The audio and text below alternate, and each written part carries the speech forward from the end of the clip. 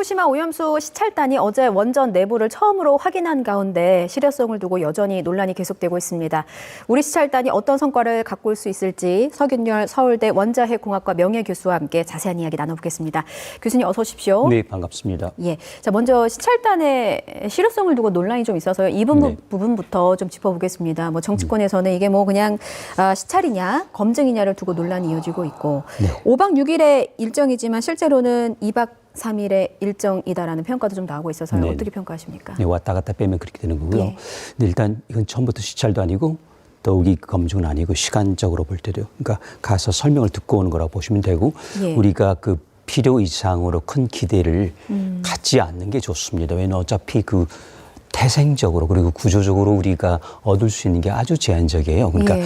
쉽게 말하면 그냥 수박 겉핥기밖에 없는데 굳이 그 속내를 보려고 한다. 그리고 끄집어 내려가면은 그냥 우리 그 욕구불만에 걸릴 뿐이죠. 안 되는 일이죠. 예, 일정도 짧고 얻을 수 있는 정보도 제한적이다. 네. 우리나라만 이제 갔던 건 아니고 지난해 3월, 11월에 이렇게 타이완도 개별적으로 조사단을 보냈었다고 해요. 네, 2번 이상 예. 갔던 걸로 기억합니다. 혹시 그 타이완이 먼저 다녀왔는데 사실 저는 글쎄요 보도가 나왔었나 기억이 잘 안 날 정도로 전혀 안 나왔습니다. 예, 거기서 뭔가 타이완도 받은 네. 게 있었을 것 같은데. 그렇겠죠. 그래서 거기서 만약에 긍정적인 결과가 있다면 아마 일본 정부나 도쿄전력이 아주 내세워서 홍보했을 텐데 그렇지 않았던 것 같고요. 근데 더 중요한 거는 아마도 우리 이상으로 거기는 더욱이 국제원자력기구 회원국도 아니기 때문에 작은 나라지 않습니까? 그렇기 때문에 아마도 그 제한적으로만 보여줬을 것이고 제가 상상을 하건데 그리고 일본 지인하고도 확인을 했는데 두 가지를 했답니다. 그러니까 그 시뮬레이션이라고 하는 결과 어떻게 작동이 된다, 어떻게 작업을 한다는 거 하고 그리고 설명회를 듣고 우리하고 똑같은 거죠. 그래서 우리도 그 이상을 넘어가기는 힘들다. 근데 그들은 그나마 좀 시간이 여유가 있었습니다만은 우리는 그것도 없는 편이라서 많은 기대를 할 수는 없는 입장이죠. 우리나라와 비교해서 타이완이 시간적 여유가 있었다는 말은 우리는 5박 6일인데 타이완은 더 길게. 예, 첫 번째 그리고 시간 여유가 있었습니다. 작년이었어요. 예. 2번. 3월과 11월. 그렇기 때문에 뭔가 그 어떤 결정에 영향을 줄 수도 있는. 예. 지금 다 이제 기차는 떠나갔습니다. 우리가 어떻게 배웅을 할 것이냐 문제인데 손을 흔들 것이냐 말 것이냐. 예. 그때는 기차가 떠나지 않았었거든요. 지금 이제 해저 수로를 통해서 이제 기차 떠납니다. 신호만 기다리고 있기 때문에 그래서 어찌 보면 우리는 그 마지막 신호 지금 아직까지는 노란 등인데 파란 등을 주는 마지막 국가가 우리나라가 되는 어떻게 보면 불명예스러운 거죠. 그 자리, 그 역할을 우리가 하게 된 겁니다. 예.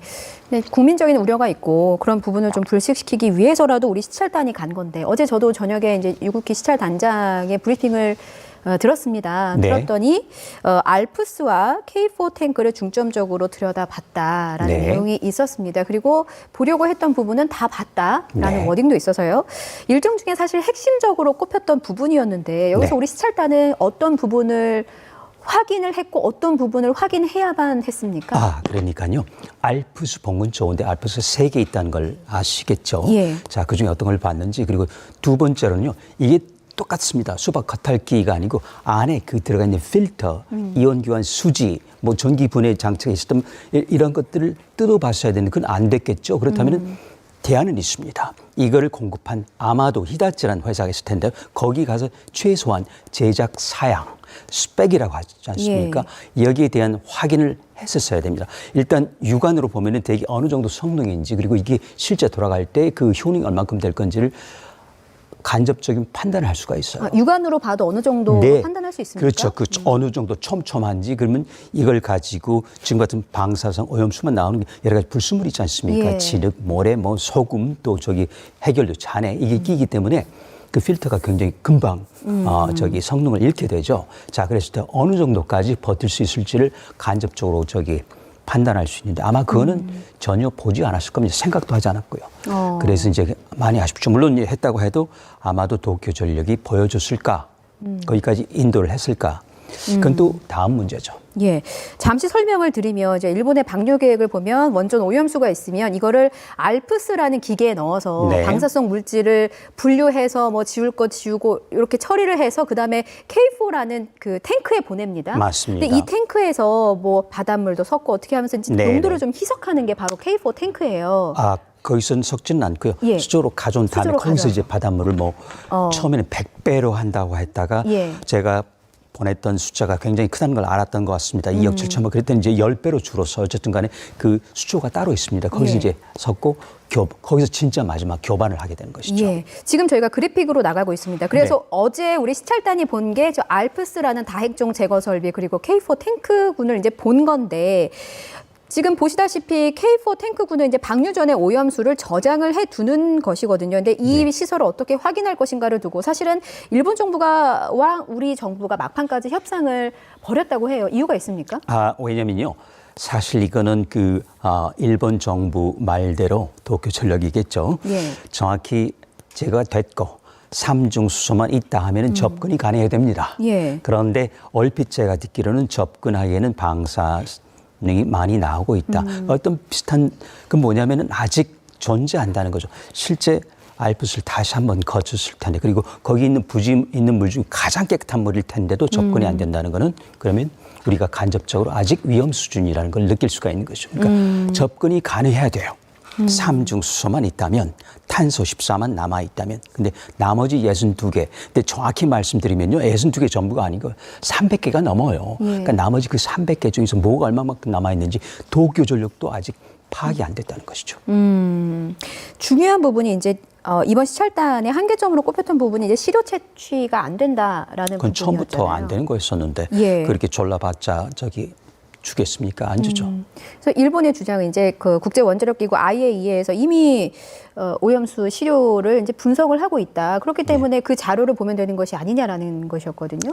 그게 아니고요. 예. 제가 진짜 봐야 되는 거는 우리가 나름대로 계산한 원자료가 우리가 있어야 됩니다. 호주머니에. 예. 그걸 갖고 이제 저울질을 한 겁니다. 여기 있어요. 예. 그다음에 나온 걸 볼 수 있어요. 현장에서. 그렇죠. 그러면 이게 교차 검증이 되는데 예를 들어서 일본이 또 물을 집어넣고 나온다. 이거는 자체 검증이 되는 거예요. 이건 의미가 없는 거예요. 그러니까 첫 번째 우리가 갈 때 그 유국희 위원장 포함해 21명의 전문가의 호주머니에 그게 있었느냐? 예. 없었습니다. 저울도 없고 그나마 비출 수 있는 거울도 없고 우리가 갖고 있던 잣대도 없고 그러면 우리는 그냥 설명을 듣고 오는 게 맞죠. 그러니까 시료 채취한다고 금방 안 나옵니다.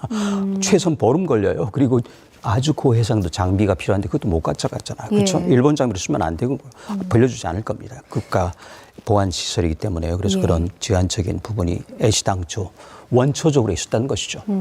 마지막 최종 점검 관문이라고 할 수 있는 게 해저 터널 부문인데 네.